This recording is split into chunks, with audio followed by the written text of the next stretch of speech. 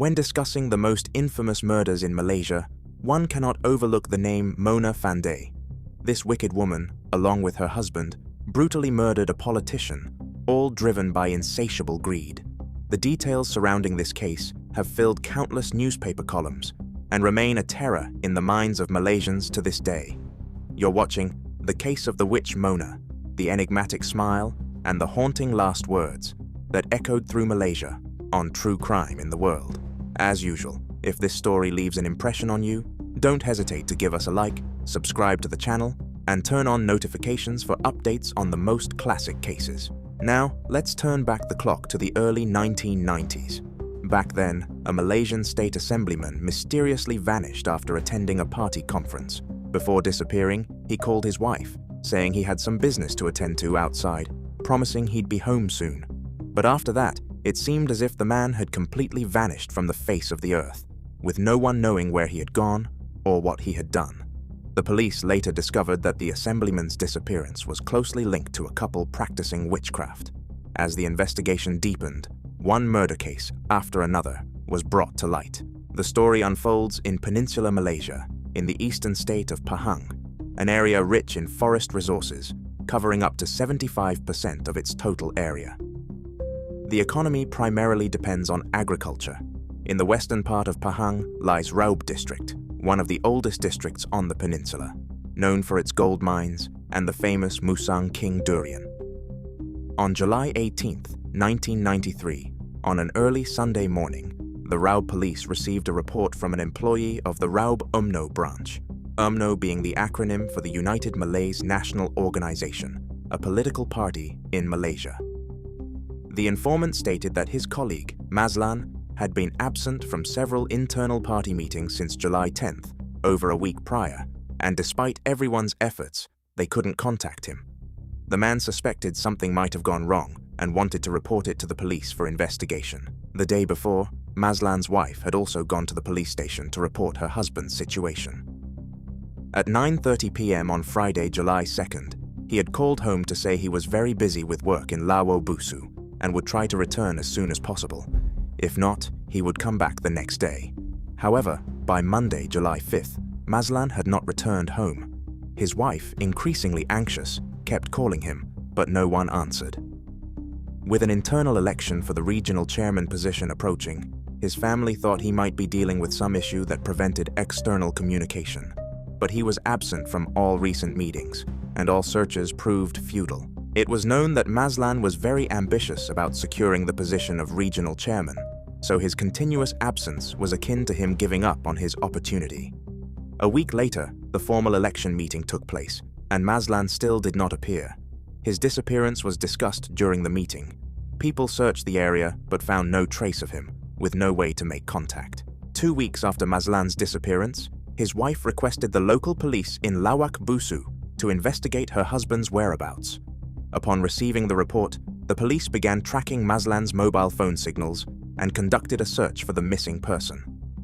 The last signal from his phone was at 9:30 p.m. on July 2nd, the same night Mazlan called his wife to inform her of his schedule.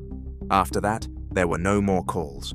Investigators, after checking surveillance cameras in the Lawak area, found that on the night of July 2nd, the assemblyman drove to a bank and withdrew 300,000 ringgit. After that, there was no further information on his whereabouts. The police have made the case public in hopes someone might provide new leads. Missing person, Mazlan Idris, 49 years old, a state senator in Pahang, Malaysia, a member of UMNO.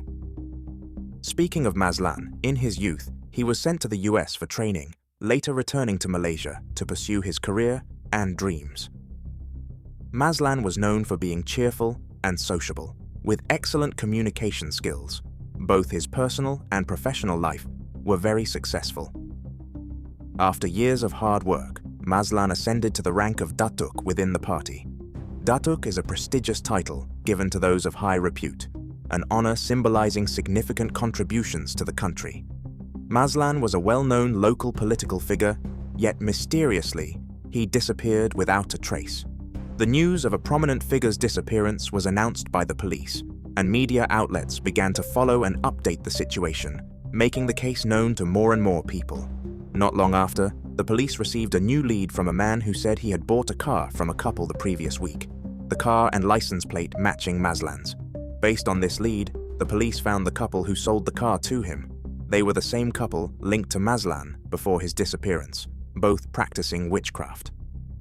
In Southeast Asia, witches are also known as hypnotists, divided into black and white witches. Black witches take money from people to perform hypnosis and unethical acts as requested by clients, while white witches help others break free from hypnosis, engaging in charitable acts. Here, the number of people choosing witchcraft as a profession is not small, with various rituals and types of magic prevalent. The practice of magic is widespread in Malaysia, and it's not unusual for police to rely on witchcraft and spiritual practices to solve cases.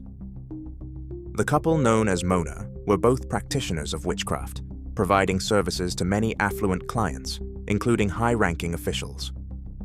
These clients were often quite generous, willing to pay significant sums for rituals they believed would advance their political careers. As a result, the couple amassed considerable wealth. They lived in Malaysia, in a luxurious villa, drove fancy cars, and led a very comfortable, lavish life. Upon obtaining this information, the police immediately moved to the couple's residence. The house was located quite far from the city center, surrounded by mountains, forests, and wastelands. When investigators opened the door, a strange, foul smell overwhelmed them, forcing them to cover their noses and mouths as they entered. The atmosphere felt eerie and bizarre. The house was cluttered with tools and paraphernalia used for their rituals.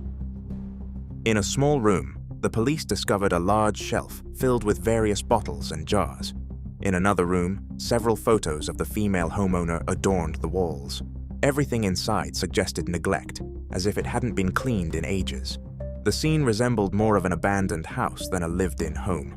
In one corner, the police suddenly found a man sleeping amidst the chaos of items. This was Jeremy, a 32-year-old man, who upon being woken looked disoriented, as if under the influence of drugs. The investigation team quickly detained him. Thus, in this raid, the police did not find the Mona couple. After sobering up, Jeremy confessed to the police about his relationship with the witch couple. He was their assistant. When asked if he knew Maslan, Jeremy quickly admitted that he, along with Mona and her husband, had conspired to kill the man on the night of July 2nd. However, he claimed not to know the current whereabouts of the couple. 20 days after the case broke, based on information provided by Jeremy, the police discovered another house belonging to the Mona couple in a remote village in Lawak. Upon entering, investigators found an axe, 2 daggers, a revolver, 4 bullets, various ritual items, and 3 statues representing different religions. In a nearby shed, the police noticed a fresh layer of concrete on the ground, which raised their suspicions, leading them to decide to excavate it. The result was shocking.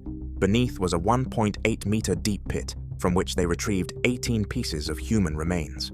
Forensic examination confirmed these belonged to Maslan, who had been reported missing for several days.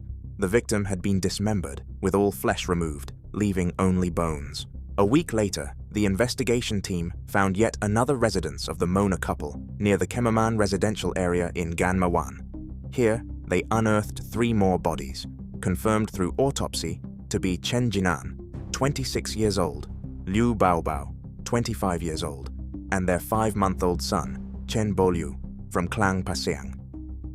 Another week passed, and 3 more bone fragments were discovered in another of the couple's apartments. The police suspected these might be linked to a headless body case from 2 years ago in the fishing village of Banting. The deeper the investigation went, the more connections were uncovered between the deceased and politicians linked to the witch couple, Mona. The police began to suspect that 6 missing women might also be connected to them, as each had last been seen with the couple before disappearing. After a long effort, the police finally traced the witch couple to Kuala Lumpur, where they were spending their money, even buying a luxurious car. Ultimately, the Mona couple was arrested on charges of murder. The woman you see on your screen now is Mona Fandey, born in 1956 in Kangar, in northern Malaysia. Raised by her grandparents, she had a passion for singing from a young age and dreamed fervently of becoming a singing star. In reality, Mona is just a stage name. Her real name is Nurmazna binti Ismail.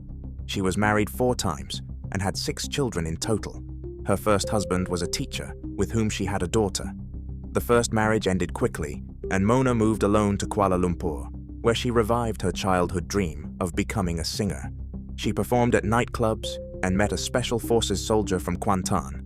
They fell in love and married soon after. Mona gave up singing to stay home and wholeheartedly care for their family, which was very happy with their 2 sons. However, due to her husband's job, they saw each other less and gradually grew apart. Their marriage lasted only a few years before ending. After the divorce, both sons stayed with their father, and Mona decided to return to her singing career. With her clear voice, striking features, and proud physique, Mona became the most popular and beloved singer in the nightclubs of that time. Here, she caught the eye of a businessman who was completely smitten with her. Facing his relentless pursuit, Mona quickly fell in love and entered into her 3rd marriage. In this marriage, she had a boy and a girl. This time, she was more experienced and didn't abandon her singing career, continuing to perform at bars and nightclubs. Initially, her husband supported this, but over time, he couldn't tolerate her daily appearances at such venues and started following her to her performances. Eventually, this marriage also ended. Custody of the children went to her husband after the marriage ended. Mona soon met her 4th husband, Mohammed, now a professional witch, who claimed to be her #1 fan. He promised Mona he would use his connections to help her become a Malaysian music superstar. Not long after, Mohammed funded her first solo music album, released under the stage name Mona. Their relationship grew closer, and they eventually married, having a daughter together.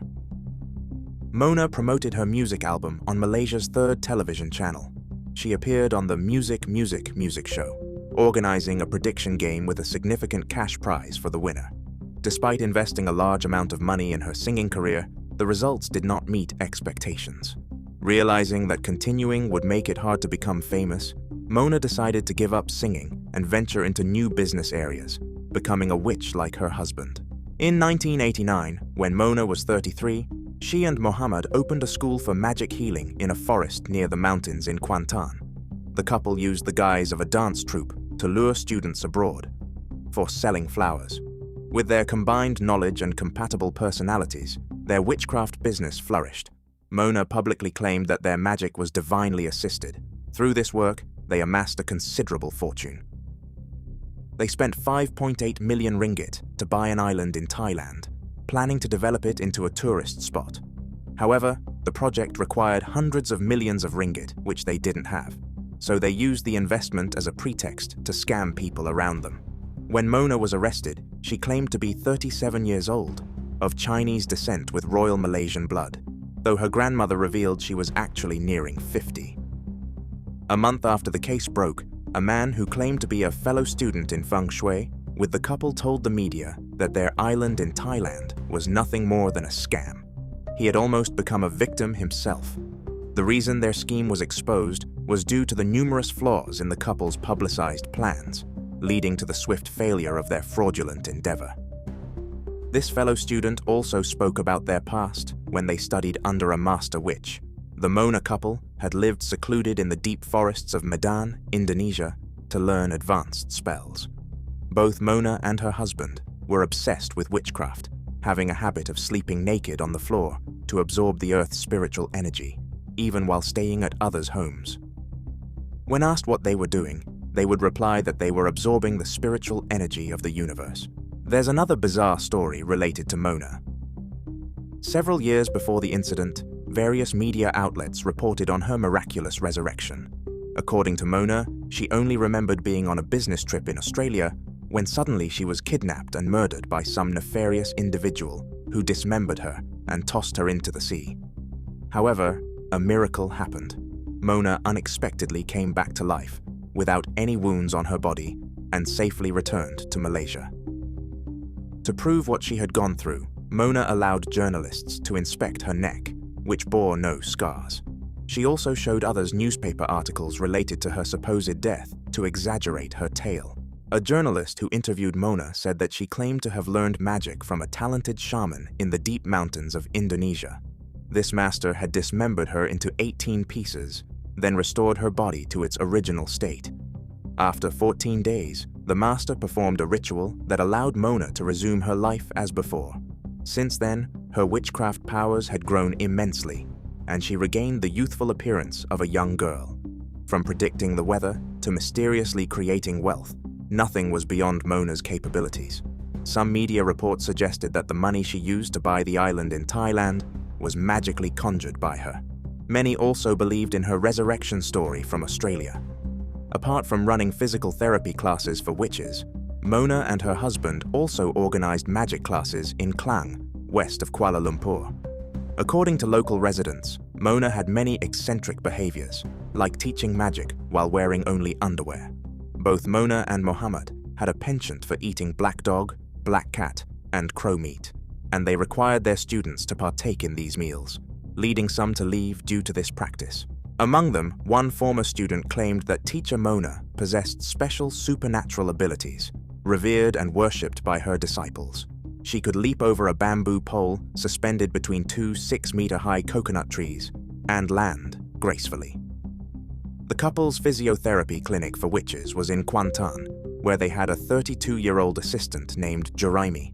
The clinic mainly used magic to treat diseases and exorcise evil spirits. For particular patients, Mona would require them to purchase holy medicine for better treatment results.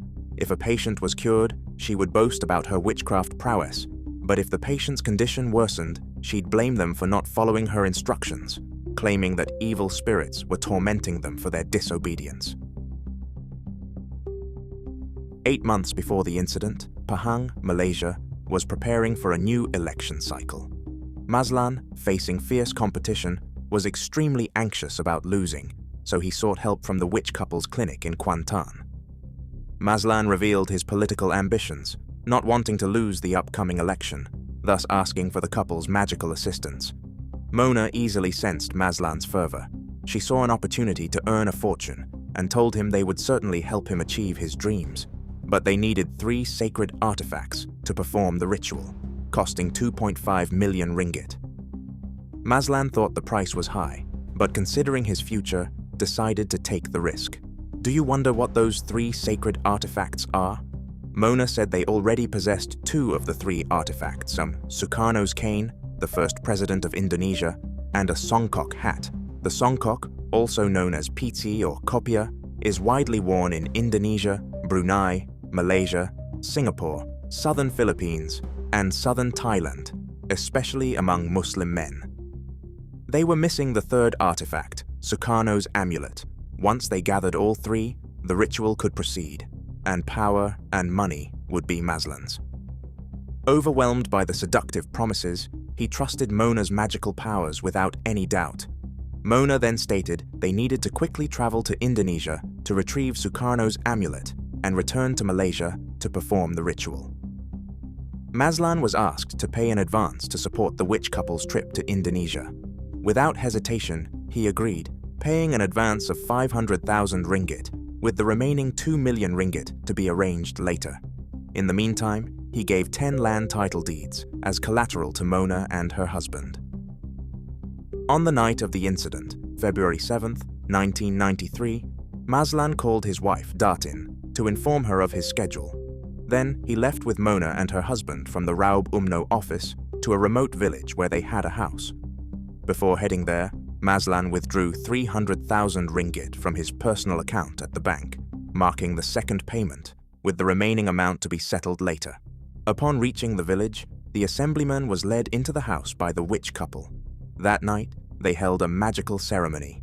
Mazlan lay on the ground, while Mona chanted spells and scattered flowers over him.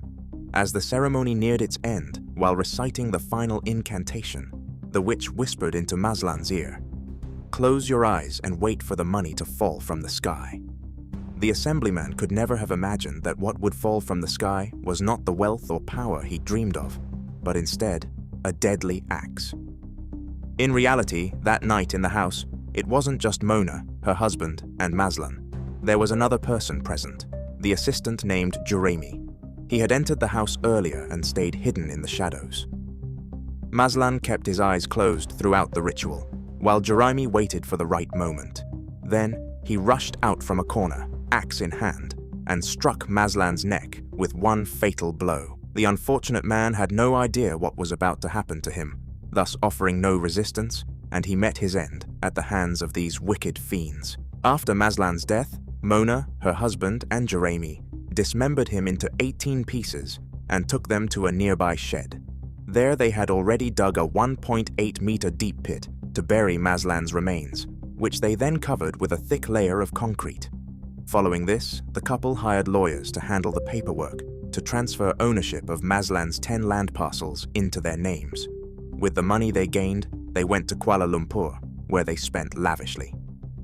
Mona went on a shopping spree for clothes, jewelry, and expensive cars, even undergoing facial surgery. What the witch couple hadn't anticipated was that just 20 days after the crime, Malaysian police found Maslan's remains, and shortly thereafter, all 3 conspirators were apprehended. Facing murder charges, Mona and her husband confessed, but showed no signs of remorse. What horrified people more was that Maslan was not their only victim. There were a total of 5 deaths and 6 disappearances linked to them. According to rumors, the couple's brutal killings were not just for financial gain, but also to perform higher-level magic. A year after Maslan's death, the case was brought to trial at the Temelo High Court, with Mona, her husband, and Jeremy charged with premeditated murder. The trial attracted significant media attention, both domestically and internationally. Reporters present described how Mona paid careful attention to her appearance, dressing meticulously and with makeup for each court appearance. With her slender, tall figure, she favored tight-fitting clothes. The trial sessions were numerous, and each time Mona appeared with a different hairstyle. She preferred black and red, believing red made her the center of attention, while black symbolized her mastery of witchcraft. When facing photographers, Mona would naturally flash a bright, radiant smile, as if she were posing for a fashion magazine cover rather than standing trial. This made her infamous across the country, though she never imagined her fame would come from being known as a cruel witch rather than a singer. After 2 months of trial, the Temelo High Court delivered its final verdict, sentencing Mona Fandey, Mohammed Mona Fandey, and Jeremy Hassan to death. They appealed to the federal court, but their appeals were rejected, maintaining the death sentence. They then tried to seek a pardon from the Pahang State Pardons Board, but this too was denied. On November 2, 2001, 8 years after the crime, the trio had their last meal and were executed, officially closing one of Malaysia's most horrific cases. In her last moments before execution, Mona looked up to the sky, laughed loudly, and said, "I will never die." Her words sent chills down the spines of those present. Although the wicked woman paid the ultimate price for her heinous crimes, the public remained haunted by her deeds. There were even widespread rumors that in the prison where Mona and her husband were held, guards often heard strange voices and sounds at night, making them reluctant to work night shifts there. Local media, upon receiving this information, invited a skilled shaman to the shed, where Maslan was buried to assess the situation. After several rounds around the site, the shaman stated, "There are 2 lingering souls here unwilling to leave, one of them being the soul of the witch Mona, and the other a bearded man." A photographer present agreed with this assessment, having once captured a photo showing the face of a bearded man. Prison guards recounted that Mona often slept with her eyes half open. Whenever they patrolled, they felt as if someone was staring intently at them from behind. Sometimes she would hum songs to herself for amusement, then sit in a corner muttering alone, appearing quite frightening. There were rumors that she was casting spells to summon evil spirits to help her escape. Some also claimed to have seen Mona and her husband outside the prison during the time they were incarcerated. To prevent the worst from happening, the police even increased the number of guards in the period leading up to the execution. Locals around the area have rumored that they've seen the apparition of Mona, which further fuels the speculation that her magic was so powerful that she was nearly indestructible. The house where Mona once lived has turned into an abandoned, haunted house. Some brave souls ventured inside to test their courage, and they all shared the same observation. They felt an indescribable malevolent force immediately upon entering the house. The chilling story of the witch Mona has been adapted into a horror film titled Dukun.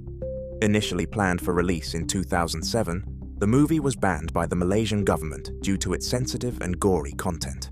However, an uncut version of the film somehow found its way onto the internet in early 2018, gaining public attention, and it was officially released on April 5, 2018. Moreover, the character Mona, an astrologer in the game Genshin Impact, is rumored to be inspired by the real-life witch. To this day, no one can verify whether the powerful spells Mona wielded were real or not, but what cannot be denied is the terror she sowed and brought upon the people of Malaysia. What about you? What do you think about the perpetrator and the story we brought to you today on True Crime in the World? Please leave your thoughts in the comment section below. And now goodbye, and see you in our next video. Goodbye.